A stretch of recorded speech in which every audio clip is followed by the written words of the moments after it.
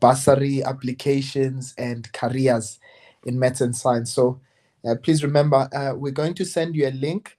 You can circulate that link to whoever wants to attend, to as many of your friends as possible. Okay. Yeah. So please just let them know about tomorrow's session. Okay. So I'm going to just start with stoichiometry. And the reason I want to go this route is I want us to kind of look at some things that are quite important on this section. Quite an important body of work, because I feel like if you understand this portion of work, then you are able to do fairly well in chemistry. So I'm going to start right at the beginning, maybe just talk about a few things, and then I want us to do some questions together.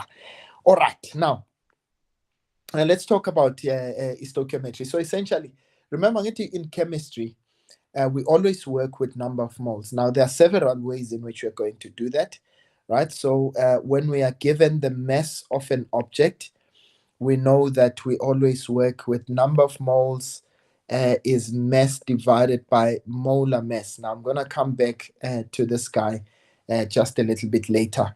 Okay, right. So we use the formula. So when we want to convert from mass to moles, right, we always use that formula. And then we've got another one where we want to convert from concentration, or in this case, when you are given concentration and you want to work with number of moles. So in that case, we're going to use the formula, or rather, I should put this as a colon. So this is going to be concentration is number of moles divided by volume. All right. So please note that volume must always be in cubic decimeters. So if it's not in cubic decimeters, we obviously need to convert it as such. Okay. And then we can also work with volume. Okay. Now, when we're given the volume of a substance, or in this case, they ask us to find number of moles given the volume, we know we can always go the route of number of moles is volume divided by the molar volume. Now, I want you to note that the molar volume is said to be 22.4 cubic decimeters per mole. Okay. This is at STP only. So when they tell us about standard temperature and pressure, please note that the molar volume is set to be 22.4. Okay. And then we've got what we call particles in this case. So when we're given particles, whether we are given electrons or whether we are given, Gonyo, what do they call them? Yeah, but as long as it's particles. So if it's electrons, if it's molecules, yes, that's the word I was looking for. If we're looking for protons, if we're looking for, in this case, we can also have atoms, right? So we use the formula, number of moles is n, right? So that would be, sorry, this would be the number of particles divided by what we call Avogadro's constant, or Avogadro's number, okay? And this number is simply 6.023 or 6.02 times 10 to the power 23. Okay, so that is a constant that we are given. Now, why am I telling you all of this? Because essentially, sitting at the heart of chemistry is always this thing of using number of moles. Okay, so we're gonna take some couple of examples and just see how to apply that. Né? Okay, so in this case, just stay with me for now. Right, now let's just take a quick question. Let's say, for argument's sake, we were given just say we've got 5 grams, okay, of calcium carbonate. Okay, so in this case, now this is the part where I wanted to talk about the molar mass. I did say that I'll talk about it a little bit later, right? So how do we do that? We know we always say the number of moles, this is going to be mass divided by the molar mass if we want to calculate the number of moles, that is. Okay. The mass in chemistry must always be given in grams. So this is going to be 5 grams divided by, now we're going to look at the molar mass of calcium carbonate. So now we're going to check in the periodic table. Né? Let's see if I can try to add that here. So we're going to look at the periodic table. Okay, I'm going to just bring it down a little bit. Okay. Right, we're going to look at the periodic table and then see how in this case do we use the periodic table in order to determine, sorry about that. Yeah. Okay, I just closed that mistake. Yeah, there we go. Right, so see how can we do that using a periodic table. Né? So that's calcium carbonate. So we're going to look at the calcium.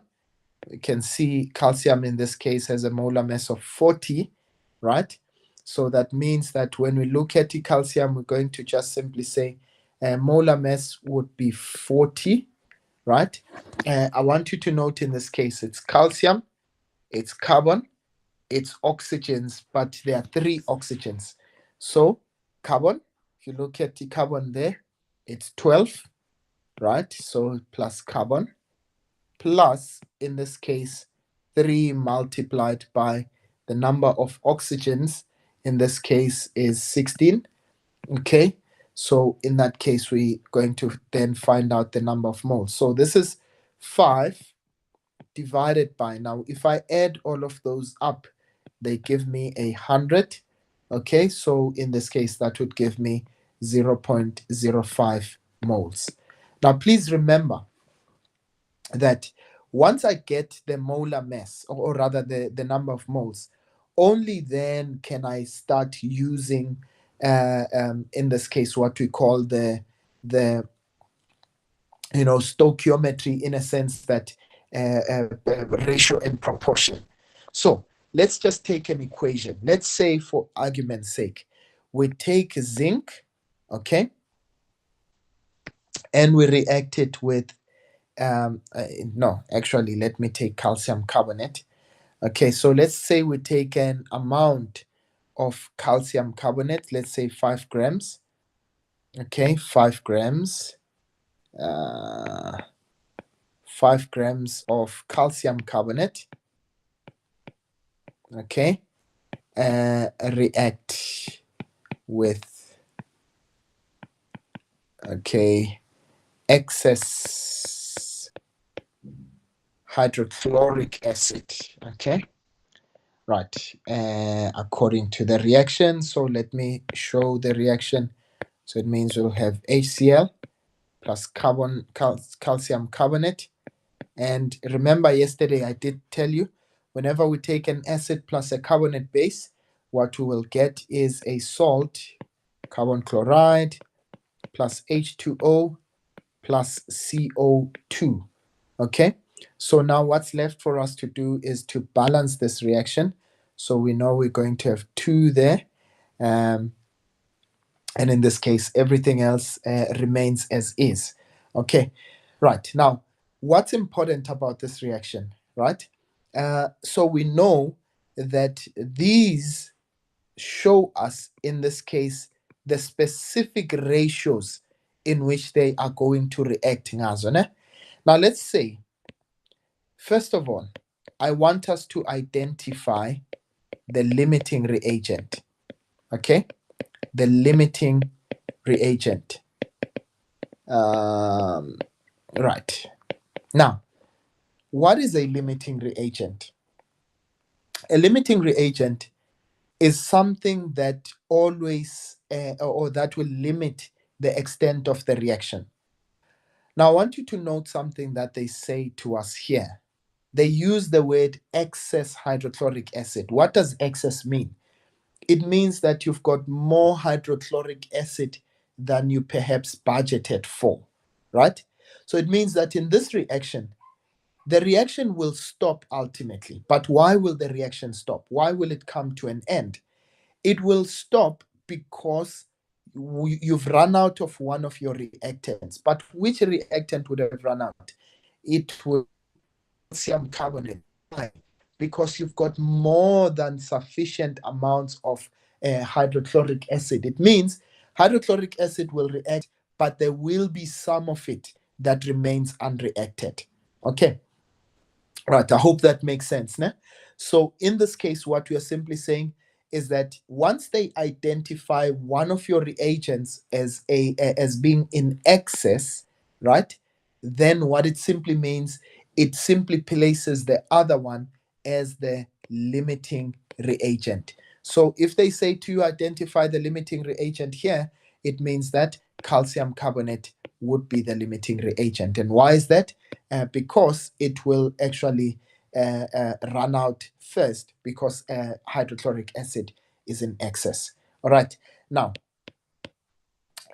let's now do the following. Let's calculate the amount of carbon dioxide. Let's say if I said to you, calculate the volume of carbon dioxide produced, okay, assuming STP, okay? So how would we be able to calculate the amount of carbon dioxide? And I want you to note, they said absolutely nothing about carbon dioxide in the statement, okay? So then how would I be able to obtain carbon dioxide in that case? Now, this is where we are going to use stoichiometry. And I'm going to say, look, so I was able to find the number of moles. What am I given? Calcium carbonate. So what are the number of moles of calcium carbonate? This is going to be mass divided by molar mass. And in this case, what do we have? We've got 5 over 100. Remember, we've already done that.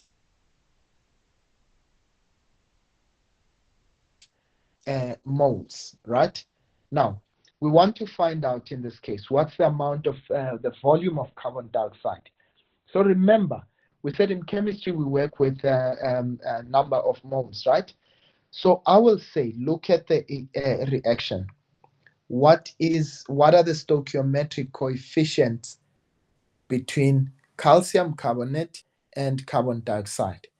This says for every 1 mole of calcium carbonate, I will also get 1 mole of carbon dioxide. So it says for every 1 mole of calcium carbonate, I will get 1 mole of carbon dioxide, carbon dioxide, right? So in this case, it means that now the question is, if I've got 0.05, notice that I'm putting the same things on the same side. So calcium carbonate is the one that is 0.05. I'm putting it on the left.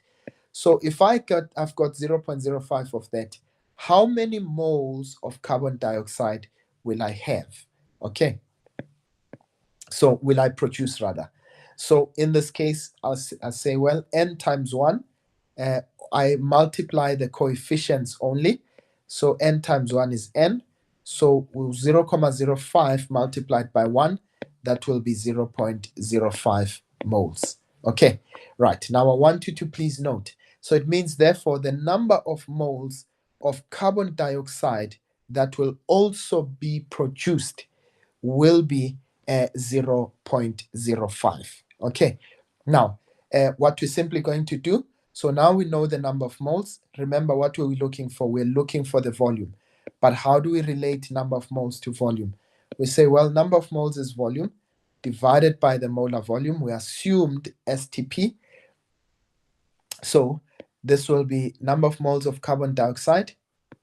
Okay, we found out it's 0.05. We want to find the volume and the molar volume at STP is 22.4. Please remember, by the way, you are given that number, at on your data sheet. Ne?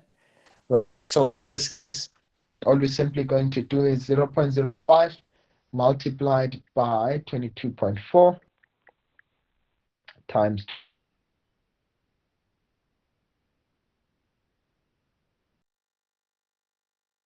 2.4, and in this case we got 1.12. Are we all okay so far, ladies?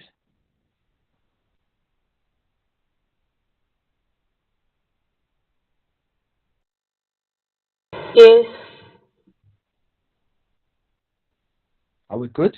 Could you just give me a second, Inje? I just want to fix something quickly.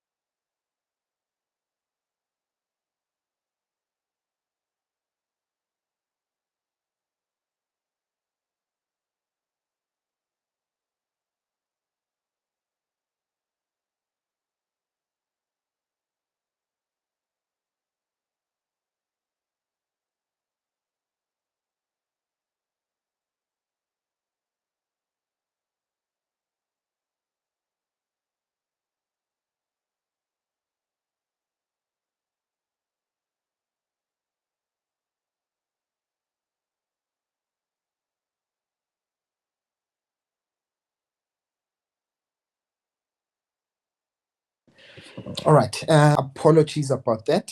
Okay. Right. So we go on ahead. Yeah. Okay. I'm muted off. Okay. Right. Now, what I wanted us to do quickly is to look at some past exam questions, and I really want to try and unpack things around, empirical formulas and all of that, which I know you guys would need. Okay, so they gave us a question here. They say we've got a combustion of butane gas. Okay, don't worry about all of those dynamics. Okay, which is given below. Okay, so they give us butane plus oxygen, which will give us carbon dioxide and water. They say to us, determine the term activation energy. Right, so remember by definition, okay, we know this from grade 10, okay, activation energy is the minimum energy. Okay, so this is the minimum energy required. Minimum energy that is required for a reaction to take place. Ne? For a reaction to take place. Right. To take place. All right.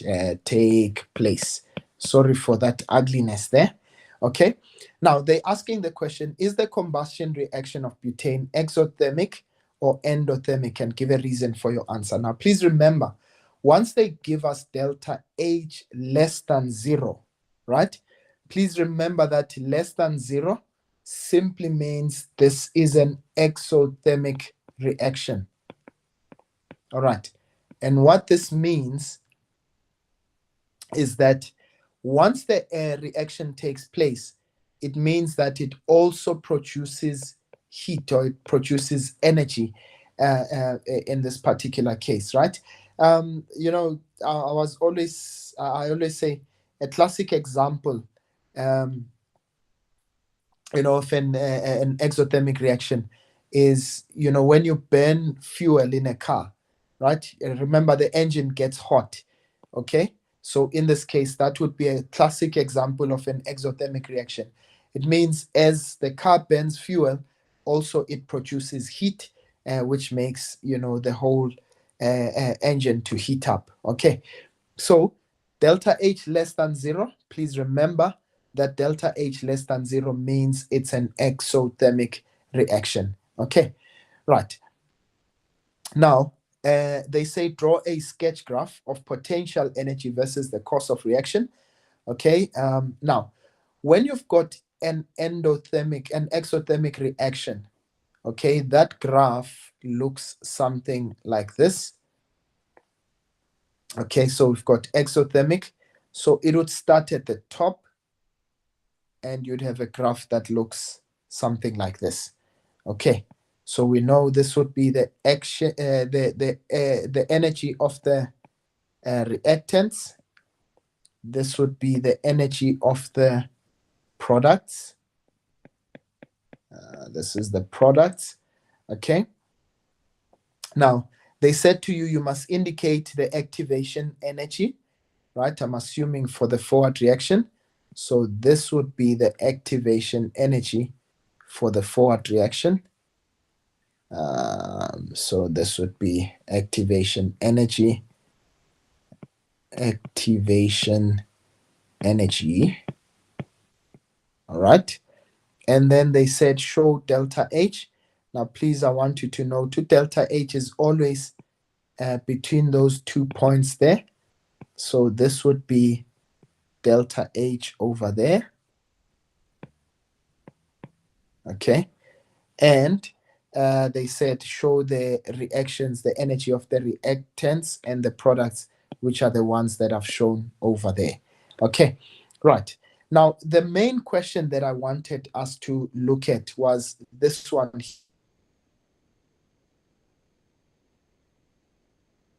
here of determining the empirical formula, right? And really, I want of butane gas if it consists of 82.76% carbon and 17.24% hydrogen. Now, how do I determine the empirical formula? So I know, first of all, it consists of carbon and it consists of hydrogen, right?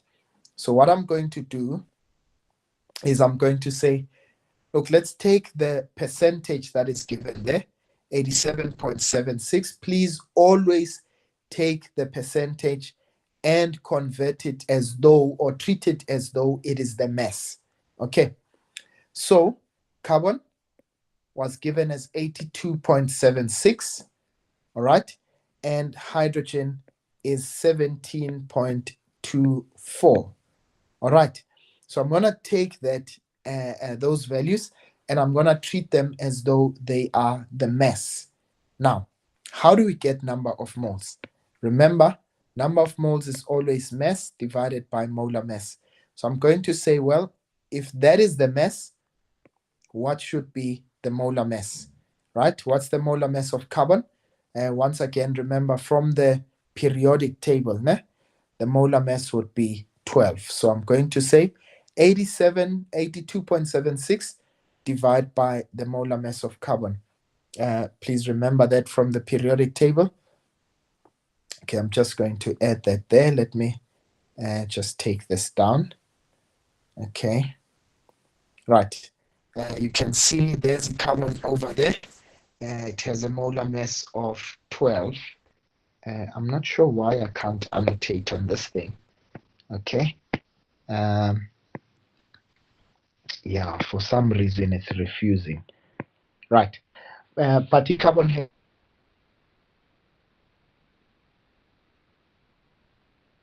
has a molar mass of 12 in that case. So that's the molar mass that we've put there. But then divide by molar mass of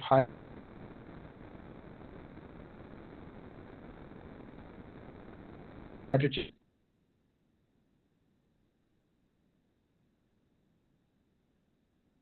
Okay. Is okay. So in this case, number of moles is mass divided by molar mass. Same 1 mass divided by mass. And what are we?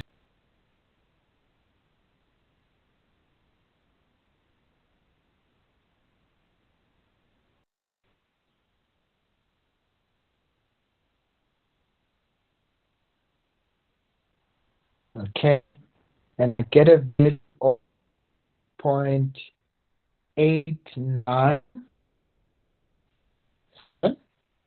Okay, 7. Now, I am going to divide by the lowest number between the two. Please, I want you to note. Remember, when I'm calculating the empirical formula, so what I need to do is I need to divide by the lowest number.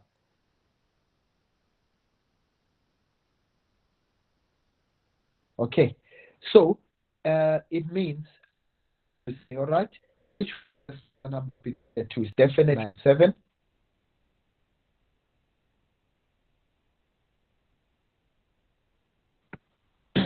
On both of 6.89. This divided by this will give me 1. Okay, and 17. Okay, let's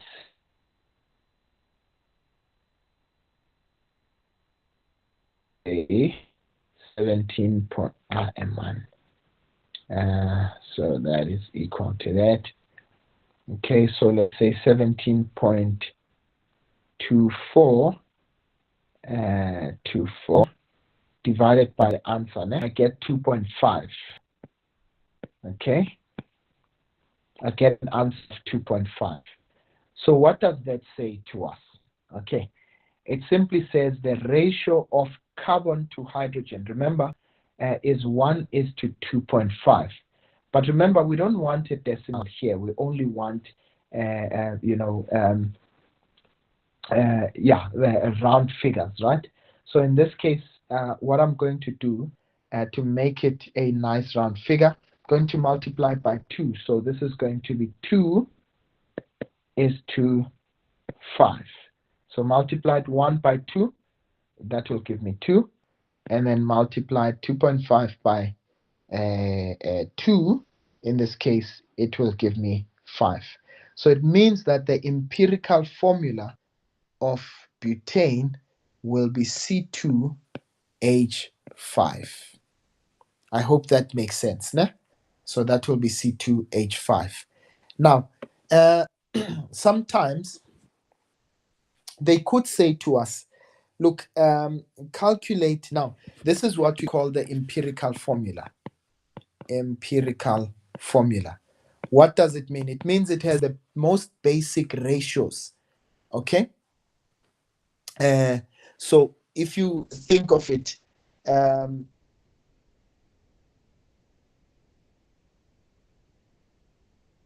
you would have, just the most basic of there. But let's just say for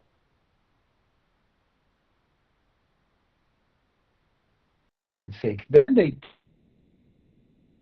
upon calculation, they find that the molar mass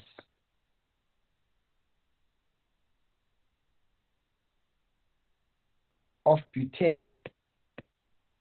the molar mass is equal to 58. They say to you, calculate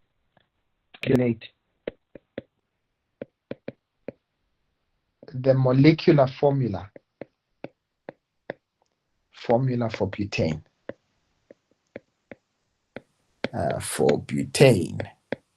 All right.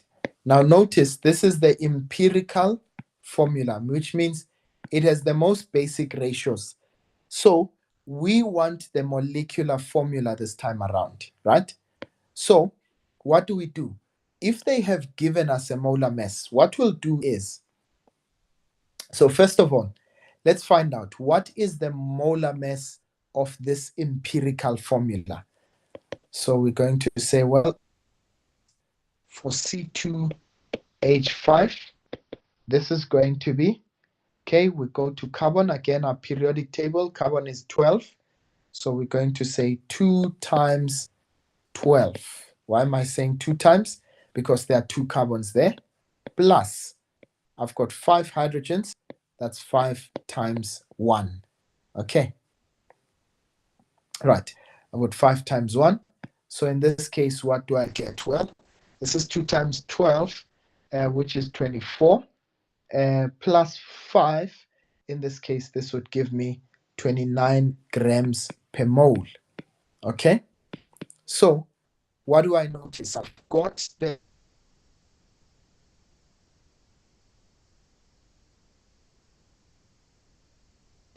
mole mass for the empirical formula, right? But I've got the actual molar mass of butane. So what I need to do is I'll take the molar mass of butane, of the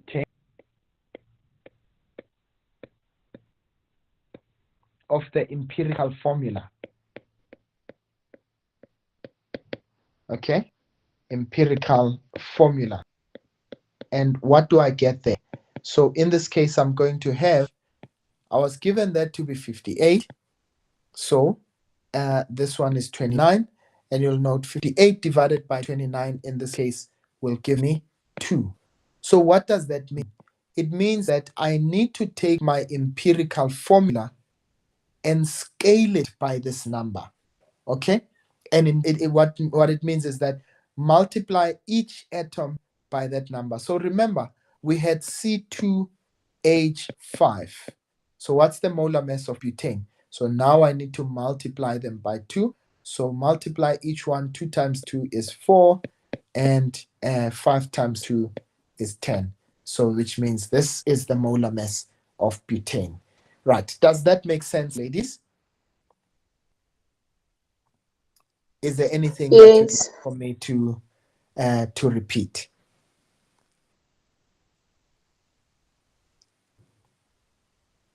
All right, Buhle?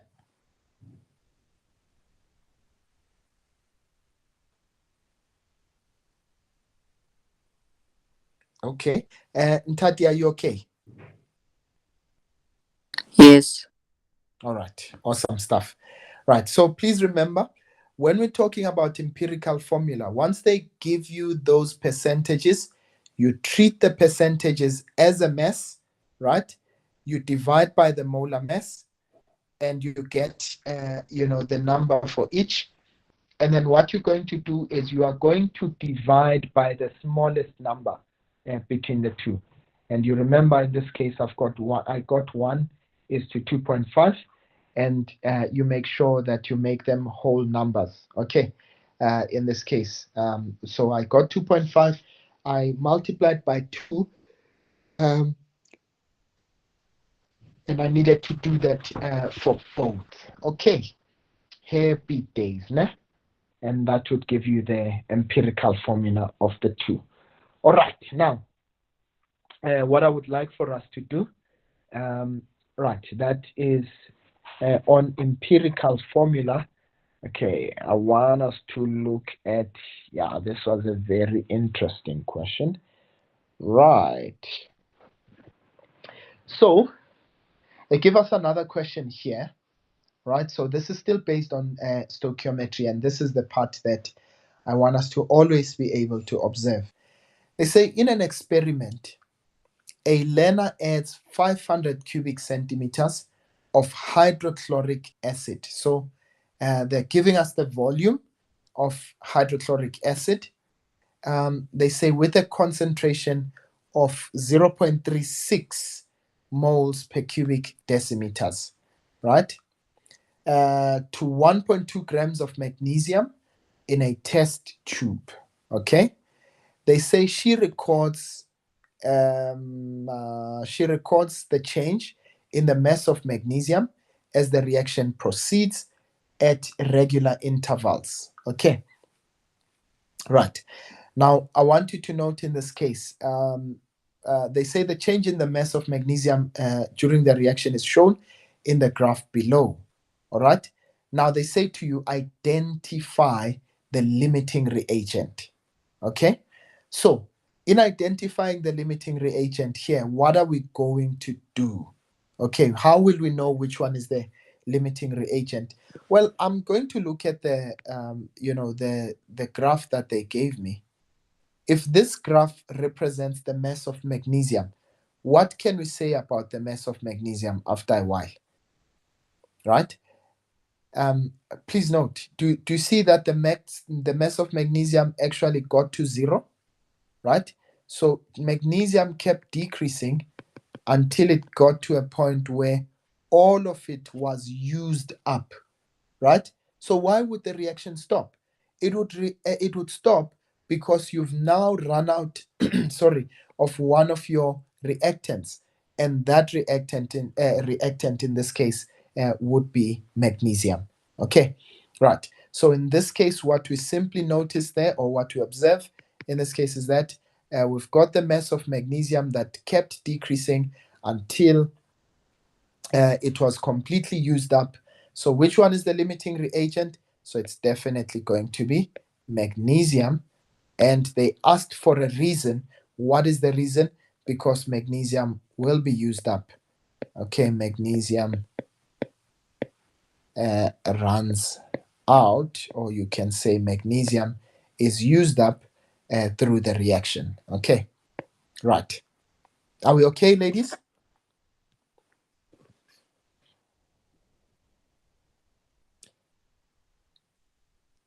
Now, Yes. I want you to stay with me on the next one. Ne?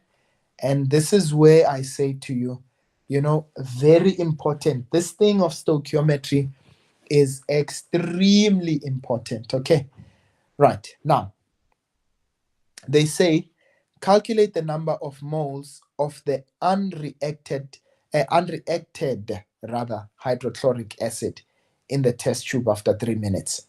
Okay, so first of all, let's find out which one is our limiting reagent. It's magnesium, right? So let's find out for the magnesium, how many moles do we have of the limiting reagent? So I'm going to say, okay, let's find out number of moles of magnesium. We're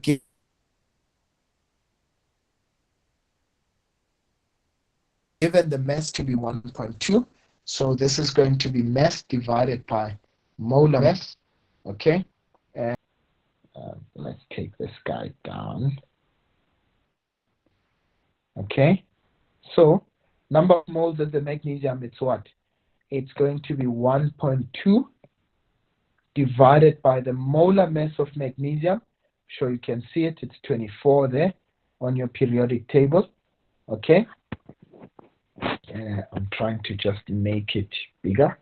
Okay, so it's 24. So in this case, it means that it's 1.2 divided by 24. Okay, so that's 1.2 divided by 24. Okay, I get 0.05 moles of magnesium. Now, ladies, I want you to please listen carefully. So what did I find out now? I found out the number of moles of magnesium, right? Now, the amount of magnesium that I have would determine the amount of hydrochloric acid that I use. Why? Because we already have a ratio, right? The ratio says for every one that I use of this one, I will use how many? 2 of that one. Okay.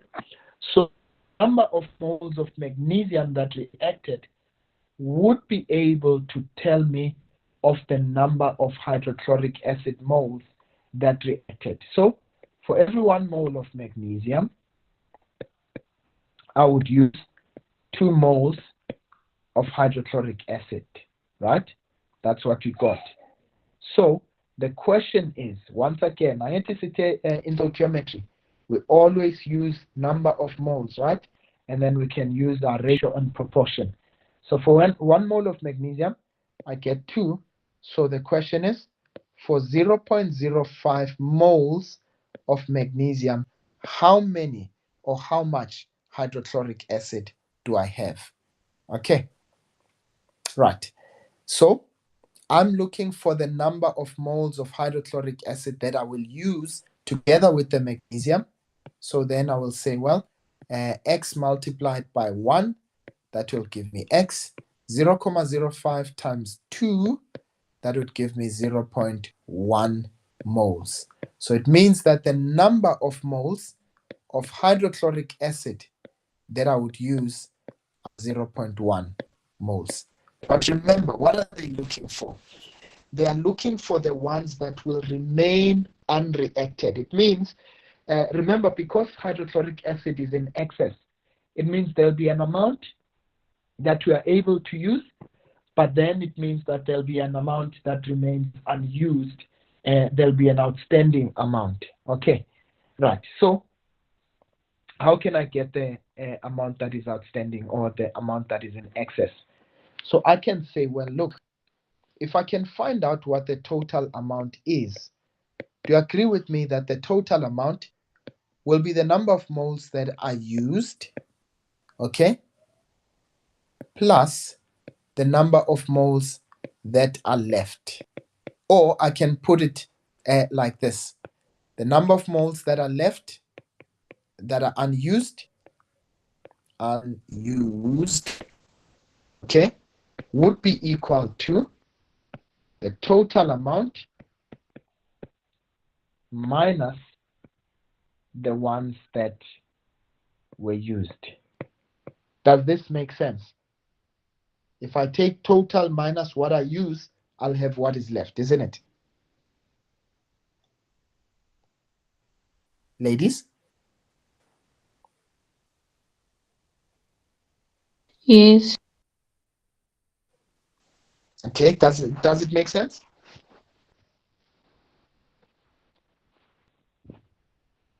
So in this case, remember, what did I just find here? I found the number of moles of hydrochloric acid that were used during the reaction, because this is what reacted with the magnesium. Okay, so I have this, right? I want that. What am I left with? I want to find out what's the total number of moles. Now remember, right at the beginning, they gave us the total amount, of hydrochloric acid, right? They said to us we've got 500 cubic centimeters, okay? And they gave us the concentration to be 0.36, okay? So now we've got concentration and we want to find out the number of moles. But remember, we said concentration is number of moles over volume, right? But now we want number of moles, so this would be concentration times volume if we cross multiply there, right? So our concentration 0.36, our volume, they said 500 cubic centimeters, but remember, in this case, we said volume must always be in cubic decimeters. So what are we going to do? We need to change that volume. That would be 500 divided by 1000, and that would give us 0.5. So it means that would be 0.5 there. Okay. Right, are we good, ladies?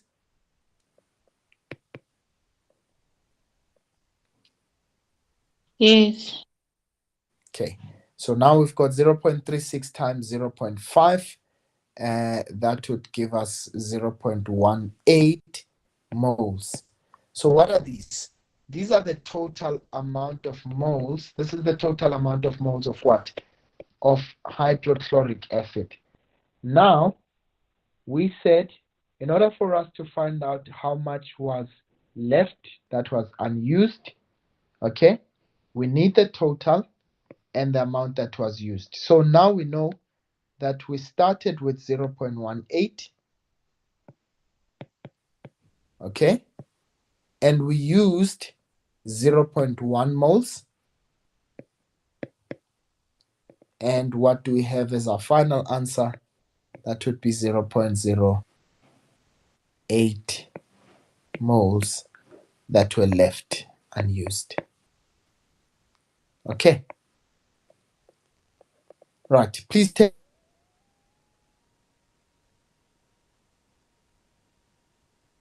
me that this makes sense, ladies.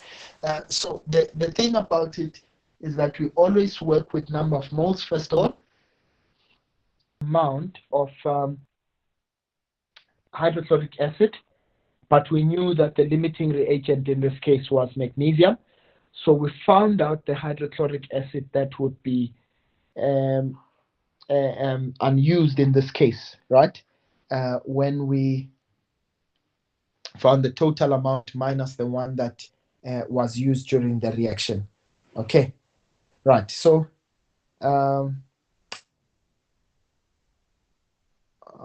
let's see.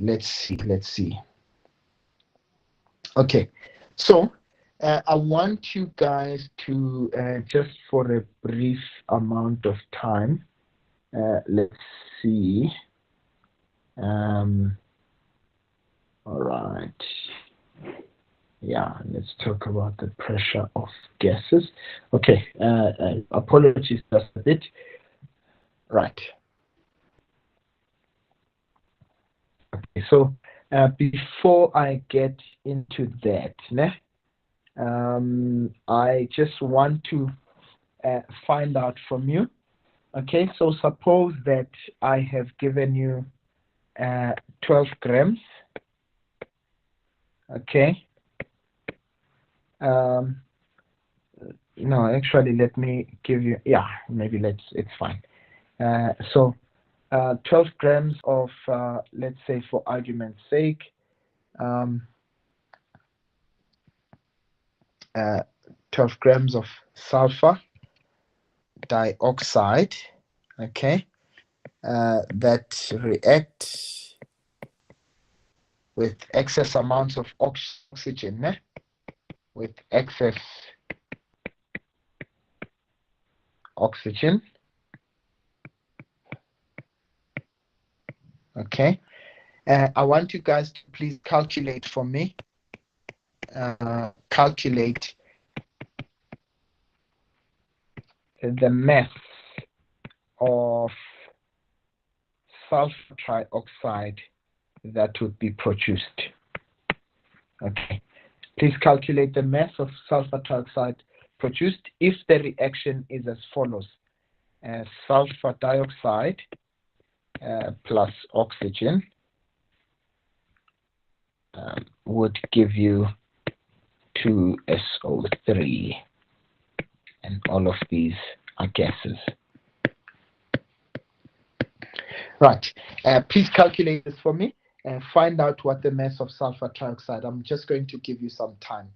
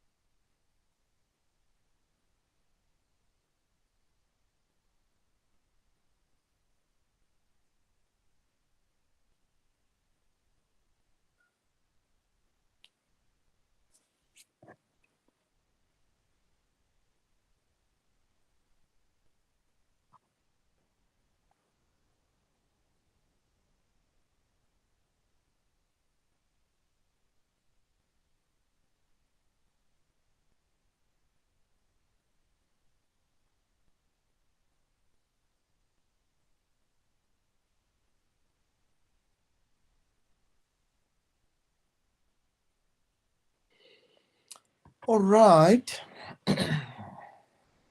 Are we anywhere closer, ladies?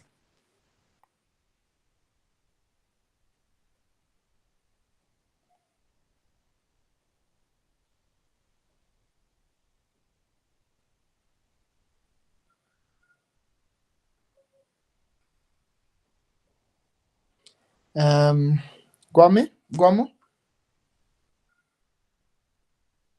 Nope. Okay, so what would be the first thing, first of all, let's see, Enzai? Here.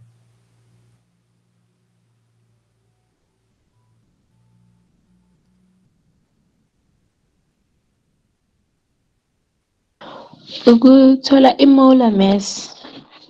Okay. A sulfur dioxide, ne? Yes. Right. So they've given us the mass, and then we need to find the molar mass. Okay, that's very good. So Sizoto, right?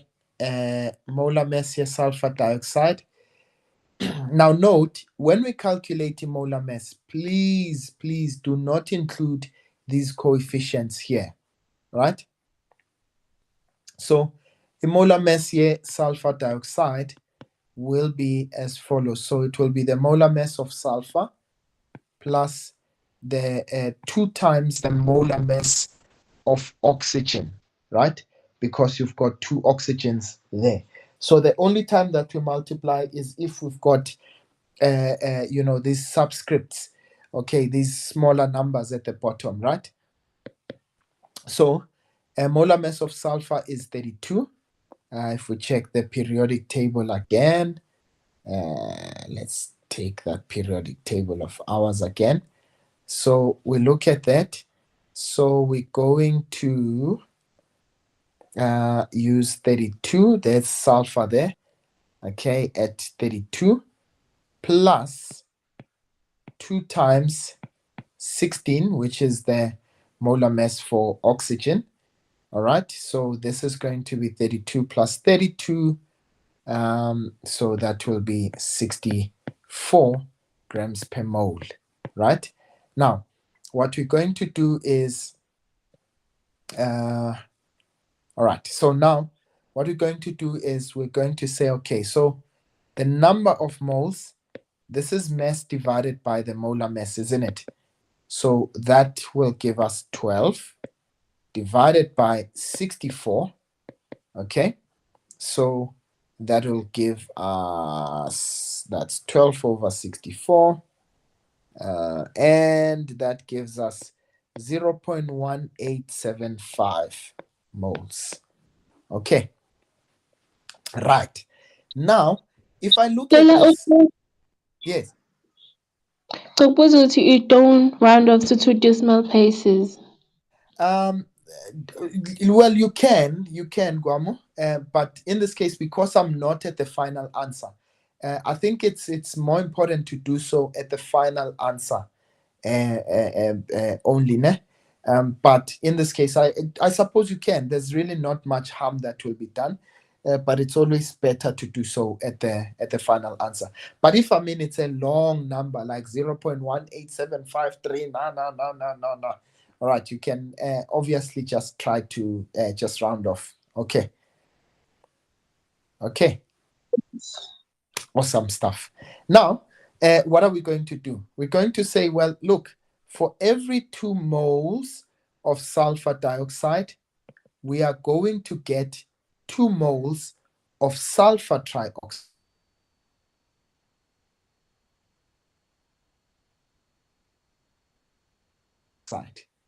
Do you see that, ne? So that means 2 moles, or what does that mean? It means, Guti, for any amount that I get a sulfur, or that I use a sulfur dioxide, rather, I'll get the same amount of sulfur trioxide. So what does that mean? It means, therefore, the number of moles as a sulfur trioxide that will also be produced, okay, are equal to 0.1875 moles. All right. Happy days. But remember, Manje, what were we Yes. looking for? We're looking for the mass, ain't it? The question said we must find the mass of sulfur trioxide. And in this case, what this does is that now we must find the molar mass of SO3.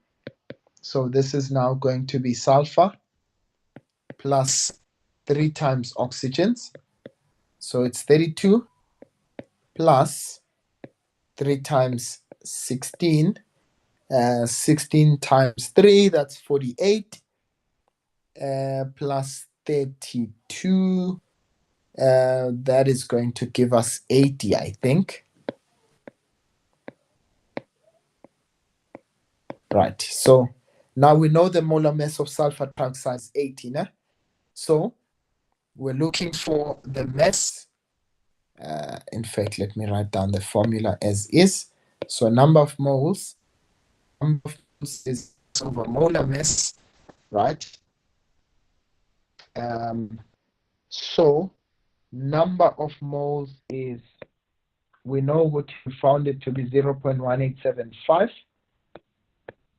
1875. Okay, and this is, we're looking for the mass, and the molar mass in that case we found it to be 80 grams. And of course we can cross multiply on both sides. M is equal to 0.1875 multiplied by 80. Okay, and my answer there is 15 grams. Okay, are we happy, ladies? Yes. All right, so please remember that all we need to do is convert from our stoichiometry, right? Convert to number of moles, and then use the formula in it to find out, to make the mole to mole conversions, right? And of course, we're going to now use the, our formulas in this case to find out the mass or whatever it is that they may be looking for. All right. Okay, so I hope this was really helpful.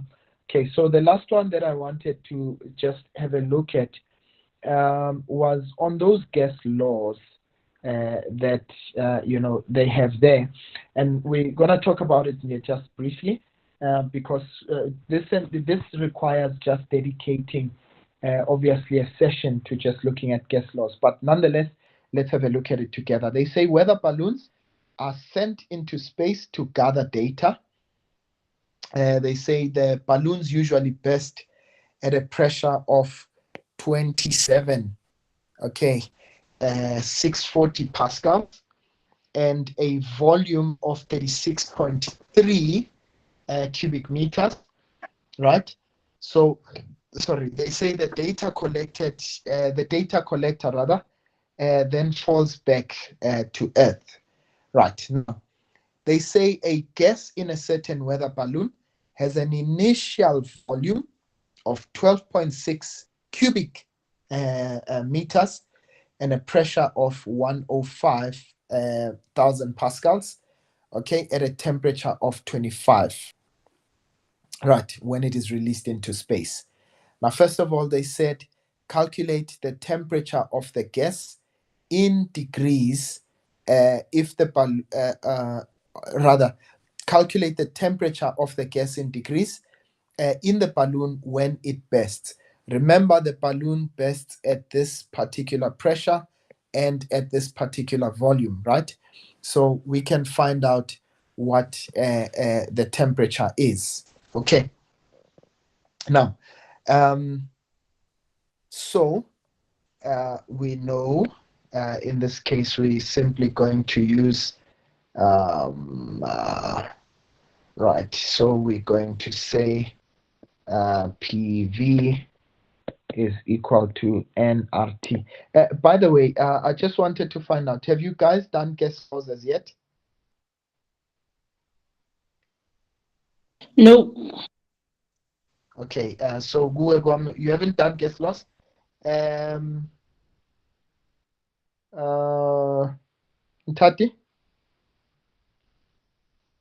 No. You haven't done guest laws as yet. No. Okay. Is it Tubuhle? Is she still around? Oh no. So it means Ruti. Okay. You know what? Let's leave this question. Let's leave this question. So what we'll do is that we'll come back to it once you guys have looked at guest laws, because it will really not help us that much when we have not looked at the